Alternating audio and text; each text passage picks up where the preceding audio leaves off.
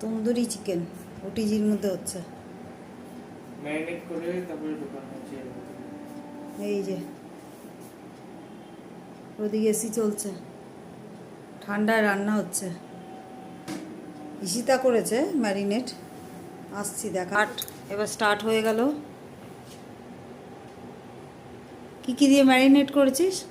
তন্দুরি মশলা আর হচ্ছে তোমার দই, একটু অনিয়ন আর জিঞ্জার গার্লিক। ওই যে সেই দিন যে মুরগিটা, গোটা মুরগিটা কাটা হয়েছিল, তারই 4টে পোর্শন কেটে রাখা হয়েছে। তন্দুরি চিকেন হচ্ছে হচ্ছে হতে থাকুক, পরে দেখাচ্ছি।